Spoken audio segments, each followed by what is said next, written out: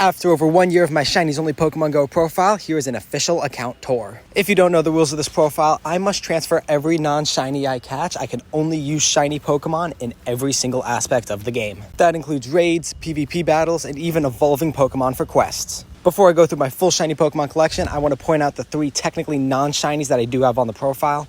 Solgaleo and Lunala are both fused with a shiny Necrozma, and Zygarde cannot be transferred no matter what I do. That basically means that every Pokemon you're going to see for the rest of this video is a shiny that I caught at some point during this profile. Starting the showcase with my shiny Mega Pokemon, at Mega Level 1 I have a shiny Houndoom, at Mega Level 2 I have shiny Kyogre, Heracross, Latios, Latias, Steelix, and Manectric, and finally at Max Mega Level I have 5 Pokemon, Groudon, Garchomp, Rayquaza, Charizard, and Lucario. One series I love on this profile is my shiny Torterra Army series, where I showcase catching and then powering up all 6 of these shiny Turtwigs into absolute beasts. Since that army is getting very strong, I also decided to do the same thing with shiny Meltan, which is not coming along as quickly as I was hoping.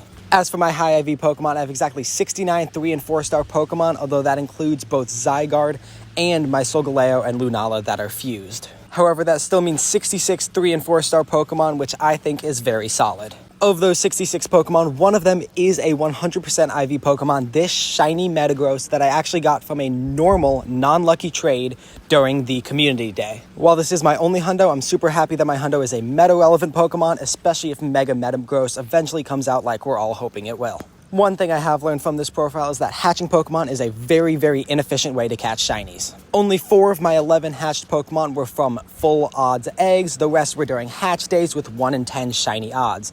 And I have hatched a ton of eggs, and to only have gotten 4 shinies is very much inefficient. One place where I've been very unlucky on this profile is with Shadow Shinies. I only have 1 so far. It is a Shadow Shiny Cacturn. However, it does have 15 attack, which I am very happy about for a Shadow Pokemon. I have 9 mythical Pokemon on this profile, although 7 of those 9 are Meltan and Melmetal. I do have a shiny Darkrai, which was from raids, and a shiny Shaman from research, which has very good IVs. I have 2 extra small Pokemon, a shiny Goomy from GoFest 23 and a shiny Yungoos from GoFest 24, and then a extra large shiny Timber. I only have 2 best buddy Pokemon, the shiny Torterra from my army and the shiny Lucario that I hatched very early on. I have 12 costume Pokemon, 9 of which are Pikachus from GoFest 23, GoFest 24, and Sinnoh Tour Global.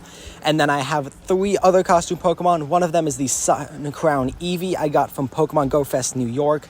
Unfortunately, I couldn't get the Moon Crown Shiny Eevee, but the Sun Crown Shiny Eevee is still awesome looking. Next up is a shiny Squirtle Squad Blastoise. This guy took me forever to just catch one of during that community day. I was working so hard trying to get this during the community day and the makeup day before I finally caught him. And then what might be my favorite of them all is my shiny Cowboy Hat Snorlax. This guy just looks so cool. I currently only have 1 shiny Dynamax Pokemon on this profile since Dynamax Raids just released, but this Blastoise is an absolute beast.